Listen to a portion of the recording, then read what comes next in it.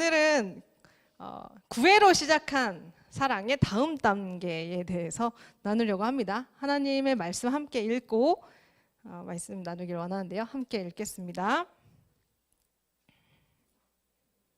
사무엘상 25장 18절에서 20절 말씀인데요.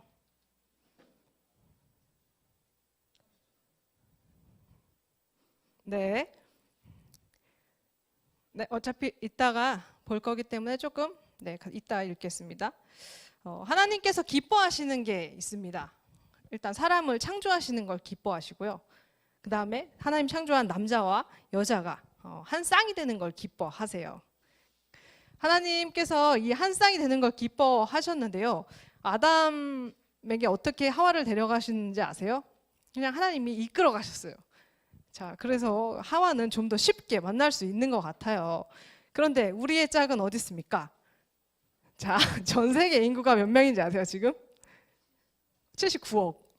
남녀 반으로 했을 때, 자, 약 40억 명이 여자고 40억 명이 남자인데, 우리의 짝은 40억 명 중에 한 명이라는 거죠. 그렇죠. 자, 그러면 더 어려워져요, 확률이. 자, 이미 지금 연애를 하고 계신 분도 계실 거고, 아직 혼자인 분들도 계실 겁니다. 자, 다 같이 한번 따라해 볼까요? 자, 짝을 만난 사람들은 나는 단지 가까이 있었을 뿐이다. 자, 없는 분들 따라해 볼까요? 내 짝은 멀리 있다. 자, 미국이 여기 한국에서 11,000km가 넘어요. 부산이 한 400-500km가 나오는데요. 멀리 있어서 아직 못 만난 걸 수도 있어요. 동의하십니까? 여러분, 강사를 신뢰해서 강사의 짝도 멀리 있습니다. 멀리 있어서 아직 못 만난 거예요. 자, 가까이 있는 사람들은 가까이 있어서 만난 거라고 생각을 해요. 물리적인 시간, 거리적인 시간, 뭐 정서적으로 준비된 시간, 뭐 직장인으로서의 준비된 시간이 아직 준비가 안 돼서 못 만난 걸 수도 있어요. 어쨌든 하나님께서는 우리가 한 쌍을 이루는 걸 기뻐하시기 때문에 그 부분에 대해서 함께 고민하고 나누길 원합니다. 그 나는 솔로라는 프로그램을 보신 적 있나요? 보셨다.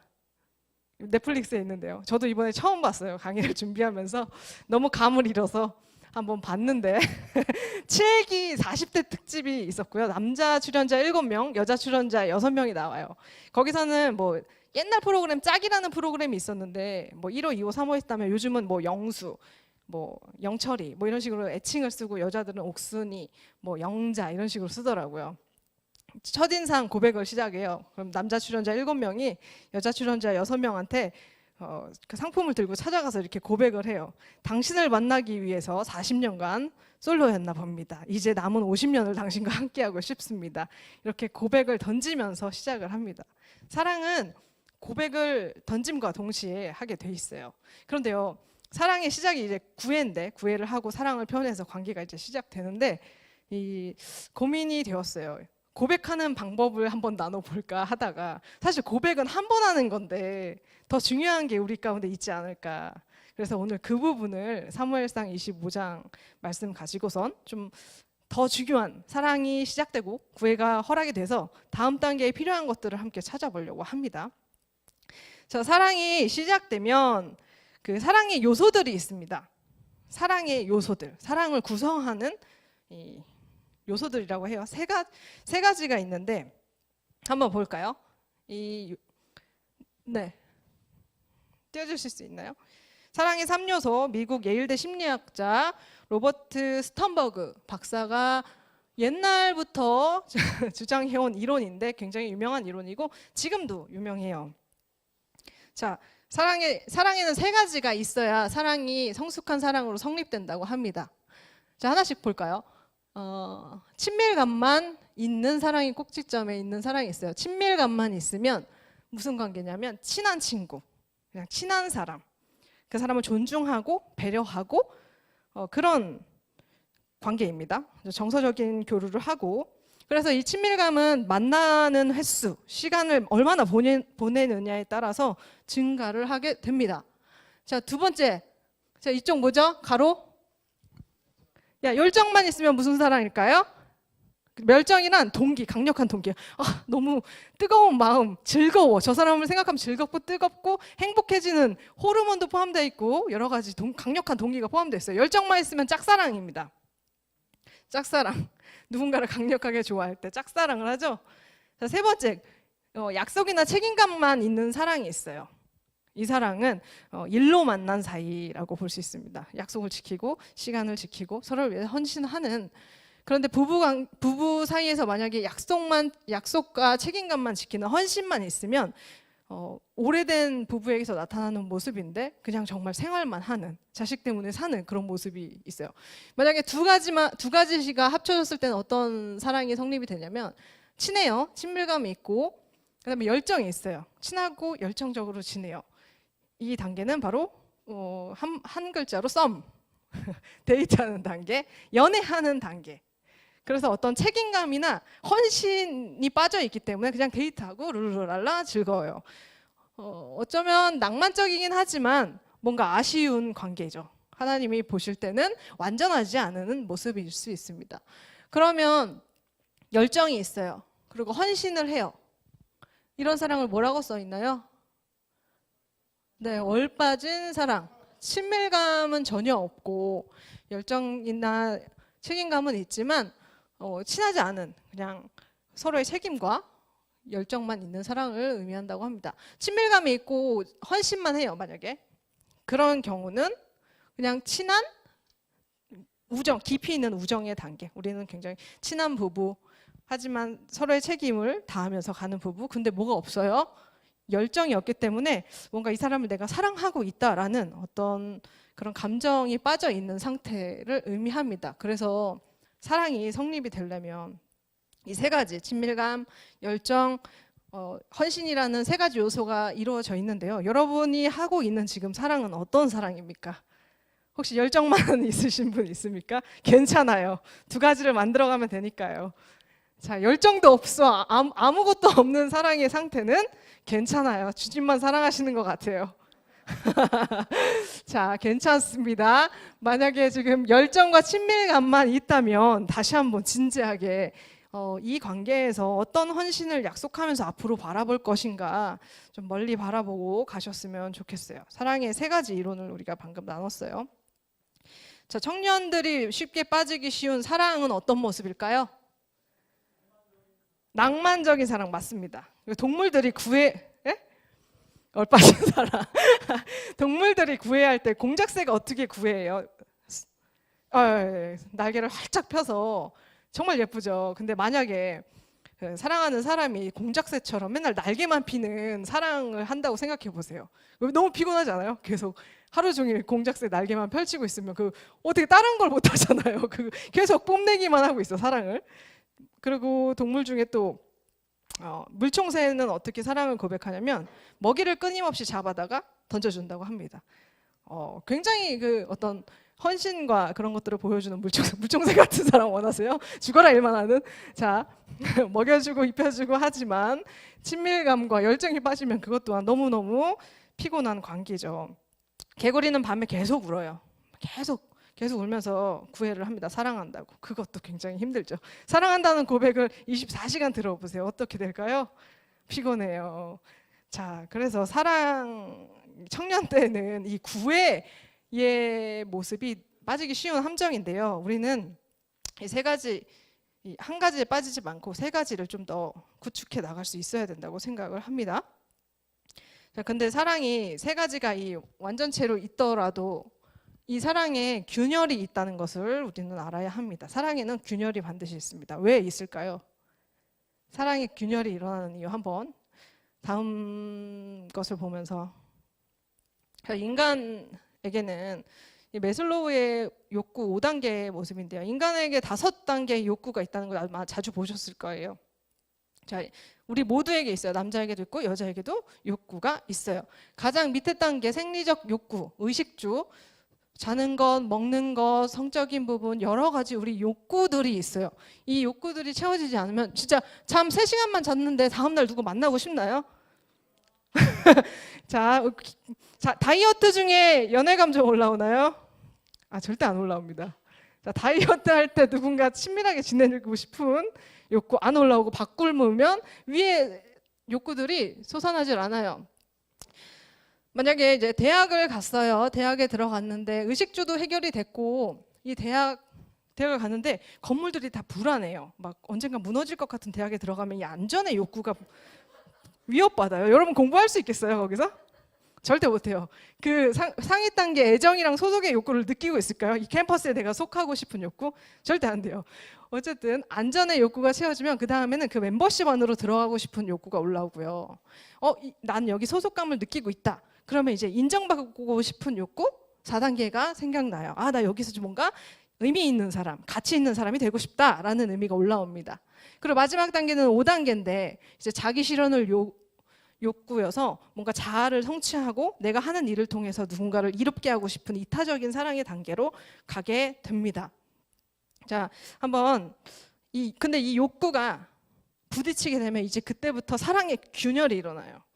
제가 2012년도에 그때 이제 오른교회 청년대학부에 있었는데 일찍 대학을 안 가고 졸업한 친구랑 그 다음에 취업 준비생인 남자 청년이랑 교제를 시작했어요. 이 친구는 6년 정도 직장을 다녔기 때문에 굉장히 자리 잡고 수입도 안정적이어서 이 남자 친구 형제들은 보통 군대를 갔다 오니까 이제 취업 준비생이었잖아요. 뒷바라지를 엄청 잘해줬어요. 먹을 것도 많이 사주고 뭐 데려다주는 픽업도 많이 해주고. 자, 남자가 열심히 진짜 죽어라 준비해서 좋은데 취직을 했습니다. 들어갔고 이제 기념일이 되었어요. 1년 이제 6주년 정도 기념일이 됐어요. 여자친구 어떤 심리가 올라올까요? 보상 심리. 보상 받고 싶어요. 잘해줬잖아.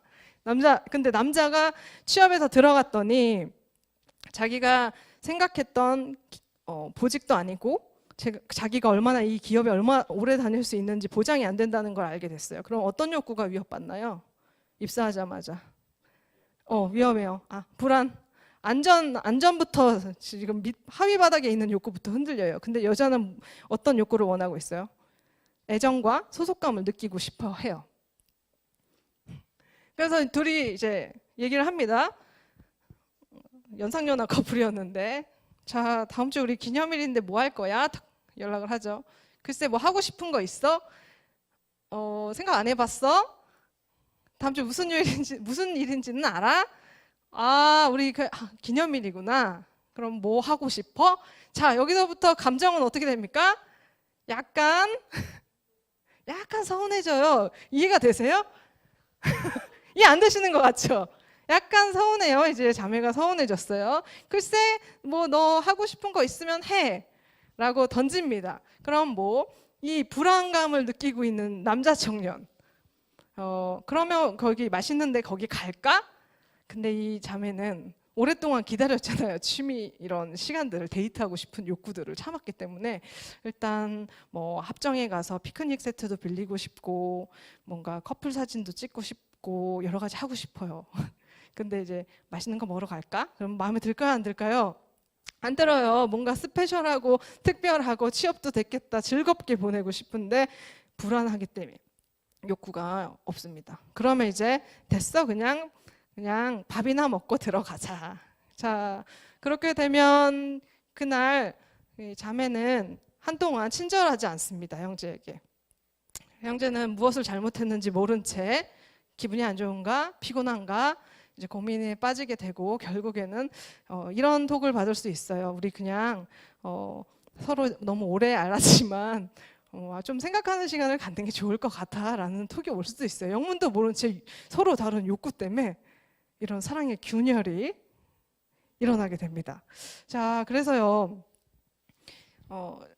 이 사랑의 고백을 하고 나서 관계가 시작되었을 때 그 이상을 이어주는 뭔가가 우리한테 필요해요. 굉장히 잘 이것을 관계를 유지해주고 서로 행복하게 결과가 어떻게 될지는 잘 모르지만 성경을 보니까 조금 우리가 도움을 받을 수 있는 모습들이 있는 것 같아요. 한번 말씀을 한번 볼까요? 네, 사무엘상 25장 네, 같이 한번 읽어보겠습니다. 시작. 아비게일이 급히 떡 200덩이와 포도주 2가죽 부대와 잡아서 요리한 양 5마리와 볶은 곡식 5세아와 건포도 100송이와 무화과 뭉치 200개를 가져다가 나귀들에게 싣고 소년들에게 이르되 나를 앞서가라. 나는 너희 뒤에 가리라 하고 그의 남편 나발에게는 말하지 아니하리라. 아비가일이 나귀를 타고 산 호젓한 곳을 따라 내려가더니 다윗과 그의 사람들이 자기에게로 마주 내려오는 것을 만나니라. 아멘. 이 본문을 보면 지금 뭔가 아비가일이라는 인물이 나오고 있고 다윗이 뭔가 급하게 사람들을 따라고 내려가고 있어요. 이게 앞 본문 내용이 뭐냐면 다윗 아시죠? 다윗이 사울 왕의 질투를 받아서 이제 쫓겨 다니는 신세가 됩니다. 그러다가 이제 동굴에 숨어 있다가 사울 왕에게 쫓기는 상황이었는데 사울 왕이 화장실이 너무 급해서 다윗이랑 사람들이 숨어 있는 동굴에 잠깐 들어가서 화장실을 보는데 다윗이 사울 왕을 죽이지 않고 이제 옷자락만 벤 다음에 저는 하나님 당신을 이렇게 선다하였다는 것을 인정하고 그렇게 아름답게 끝나요. 그 다음에 이제 다윗이 이제 배가 너무 고픈 거예요. 다윗과 그 사람들을 쫓겨다니는 신세였기 때문에. 그러다가 그 지역에서 목축을 하는 양떼를 돌보는 목자들을 이렇게 지켜줬거든요. 지켜주면서 엄청 친절하게 도와줬어요. 근데 그곳에 부자 나발이라는 굉장히 무자비하고 속 좁은 남자가 남자한테 음식을 달라고 했는데 이 부자 나발이 어떻게 했냐면 이새의 아들 다윗이 누군지 난 모른다. 요즘 자기 주인한테 도망치는 사람이 있다던데 막 이러면서 비꼬면서 다윗을 이렇게 폄하해요. 다윗이 선대하고 자기들 양떼를 지켜줬는데도. 자, 다윗이 감정이 어떻게 했습니까? 네, 다윗의 말 칼을 차라. 화가 너무 난 거예요. 자기가 이렇게까지 양떼를 다 지켜줬는데 화가 나잖아요. 그래서 제가 이제 본문을 묵상하다가 다윗이 칼을 차라라는 말까지 할 만큼 분노 게이지가 올랐구나라는 생각이 들었어요. 어떤 욕구예요? 제일 밑에 있는 의식주 욕구가 좌절된 거죠. 의식주. 못 먹고 화가 나니까 좀 더 그러지 않았을까. 왕은 옷자락만 뱄으면서 먹을 거 안 준다고 했다고 부하들한테 칼 차라 이러고서 막 이제 화가 나서 가는데 그 나발의 하인들이 나발의 아내에게는 지혜롭고 아름다운 아비가일이라는 아내가 있었습니다. 그래서 그 아비가일한테 하인이 말해요. 다윗과 사람들은 밤낮 우리에게 담이 되었다. 담이 되어서 보호해 줬는데 이제 뭐 주인님이 이렇게 했습니다 하면서 지금 문제가 생겼습니다 막 이렇게 얘기를 하니까 아비가일이 너무 놀래갖고 바로 그 남편의 허락도 받지 않고선 지금 급히 떡 200덩이 포도주 2가지 부대와 잡아서 요리한 양 5 무려 6가지 요리를 급하게 준비해서 다윗에게 찾아갑니다. 그리고 아비가일이 한 말이 있어요. 첫 번째 원리인데요. 이게 바로 첫 번째가 인정의 원리입니다. 인정의 원리. 자, 말씀 한번 더 볼까요? 아비가일이 다윗을 만나자마자 다윗이 이렇게 얘기하고 있었어요. 마침 만났을 때 내가 진짜 손실을 안 보게 한 게 손해다. 손해야 손해. 진실로 허사야. 막 이렇게 얘기를 해요. 근데 아비가일이 다윗을 보자마자 이렇게 말해요. 네, PPT 좀 보여주시겠어요? 25장 24절.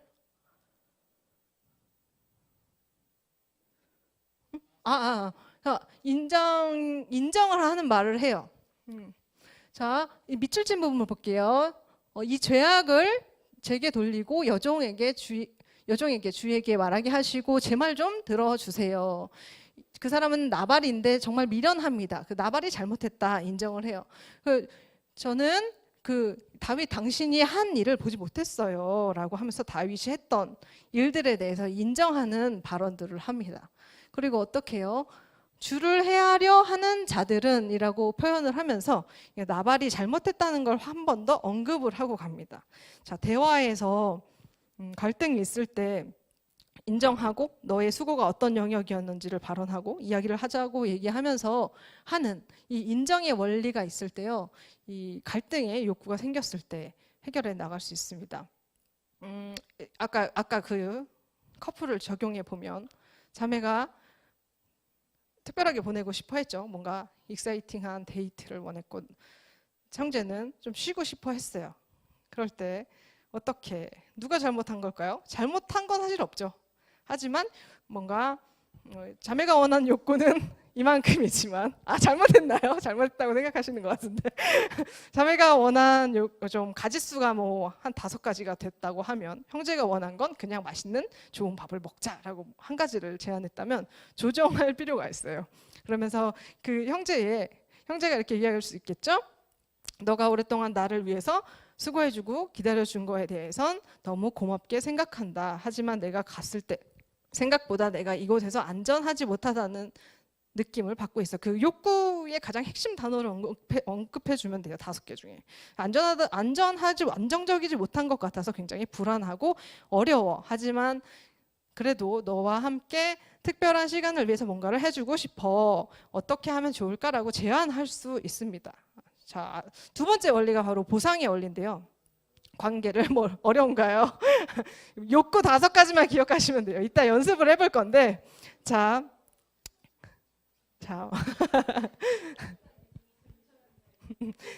자, 말하는 연습을 많이 해야 나중에 갈등과 부딪힘이 생겼을 때 넘어가고 또 넘어갈 수 있습니다. 결혼하면 불 3개 켰는지 하나 켰는지 가지고 싸운다고 하잖아요. 거실 하나 켜고 싶은데 왜 3개 켰냐. 아무튼 자, 보상의 원리가 2번째 원리인데요. 자, 25장 27절에 보면 함께 읽을까요? 여종이 내 주께 가져온 이 예물을 내 주를 따르는 인소년들에게 주게 하시고. 자, 6가지를 준비해서 바로 딱 내놓습니다. 다윗이 가장 원했던 거잖아요. 다윗이 가장 원했던 욕구. 그래서 성경에도 보면, 그러니까 우리가 크리스찬이라서 많이들 그 오해까지는 아니지만 이 부분으로 인해서 굉장히 관계가 삭막해지는 경우가 있어요. 바로 이렇게 참는 거. 내가 참는 거, 뭔가 말 안 하는 거. 그게 바로 뭔가 인내라고 생각하고 그리스도인의 미덕이라고 생각해서 이렇게 말을 닫아버려요. 근데 만약에 말을 이렇게 안 하고 닫아버리면 그 관계 어떻게 되는지 아세요? 더 멀어져요. 더 멀어져서 아예 얼굴도 보기 싫어지는 지경까지 가요. 그래서 우리가 그러니까 말을 해야 됩니다. 말을 하고 표현을 하고 나가야 되는데, 근데 이제 만약에 누군가한테 내가 마이너스 되는 손해를 입었어. 서운해. 감정이 어쨌든 감정적 마이너스가 일어났다고 생각을 해보세요. 뭐 쉽게 생각해서 누가 이제 그러니까 형제가 친구 차를 찍었어요. 그러면은 괜찮아. 예수님 때문에 내가 참을게. 한 15cm 긁었는데 참을 수 있어요? 보상 어떤 그 수리 안 받고 못 참죠. 그러니까 내가 고쳐줄게. 그리고 뭐 밥이라도 한 번 더 사야 되잖아요. 고쳐주는 거 플러스 밥까지 사주면 이제 그래라고 이제 갈 수 있는 거예요. 이 보상의 원리는 굉장히 부드럽게 해요. 성경도 말하고 있잖아요. 방금 그 구절 보면 함께 읽을까요? 잠언 18장 16절입니다. 시작. 사람의 선물은 그의 길을 넓게 하며 또 존귀한 자 앞으로 그를 인도하느니라. 그 보상을 통해서 관계를 풀었던 원리 기억나실 거예요. 야곱이 형하고 화해할 때 엄청난 보상을 준비해가면서 형의 마음을 먼저 녹였고요. 야곱의 아들들이 자기 막내가 총리가 된지 모르고 뭔가 자기들이 잘못했다고 생각했을 때 그 아빠가 야 이거 챙겨가서 그 총리 마음 풀어드려라 하고선 또 보상을 준비해가면서 갔단 말이에요. 자, 보상은 마음을 이렇게 완화시키고 달래주는 중요한 역할을 합니다. 저도 개인적으로 이 원리를 깨닫고 나서는 이렇게 자주 적용하는 보상이 있는데 최근에 했던 건 이거예요. 6월 6일 날 쉬는 날이었나? 아무튼 선거날이었는데 약속을 잡았는데 제가 그날 약속을 지킬 수가 없는 거예요. 그 친구는 그 날을 다 뺐는데 미안한 거잖아요. 일방적으로 취소했을 때. 그래서 보상을 합니다. 뭐 많은 금액은 아니지만 뭐 빵 쿠폰이라든가 뭐 소세지 빵 쿠폰이라든가 하면은 더 뭔가 해주고 싶지만 그 시간을 뺀 친구가 마음이 그래도 누그러지더라고요. 그래도 내가 너를 위해서 시간을 뺀 거에 대해서 좀 인지를 하고 있구나. 그러면 다음에 약속 잡을 때 서로 덜 민망해요. 그런데 일방적으로 그렇게 약속 취소해버리면 다음에 또 만나고 싶습니까? 그렇지 않아요. 생각보다 그렇지 않아요. 이 친구랑은 계속 친구하는 게 맞는가라는 의심도 들어요. 그래서 좀 그 존중해주는 표시에서의 이 보상의 원리는 굉장히 괜찮습니다. 네. 못됐다고 생각하지 마시고 화해하고 더 다음 단계로 가기 위한 것이라고 생각해 주시면 될 것 같아요. 자, 우리 인생이요, 사실은 거저 보상받은 인생인 걸 기억해야 돼요. 앞으로 여러분이 결혼하고 아이를 낳고 노후의 비용까지 누군가 일시불로 다 결제했다고 생각을 해보세요. 어떻습니까? 마음이. 너무 자유롭죠. 걱정이 없죠. 편안하죠. 이렇게 막 돌아다닐 수 있을 것 같아요. 온 세계를. 막 끊임없이 사랑해 줄 수 있는 막 여유가 생겨요. 근데 하나님이 우리의 인생을 그렇게 보상해 주셨어요. 그 죄값이라는 값을 치르면서 우리가 갚을 수 없는 값으로 보상을 해 주셨어요. 이제 화가 많이 날 때 한 번 더 이 원리를 생각하시면서 조금 더 다음 단계로 갈 수 있기를 원해요. 자, 세 번째 원리입니다. 화해의 원리입니다. 화해의 원리의 중심에 하나님이시런데요. 자, 보면 하나님 때문에 화해를 하는 모습을 볼 수 있습니다. 이스라엘 하나님 여호와를 찬송합니다. 그리고 다윗이 떡덩이만 받고 이제 모른 척한 거에 간 게 아니라 평안히 갈 수 있기를 바란다. 복을 빌어줬어요.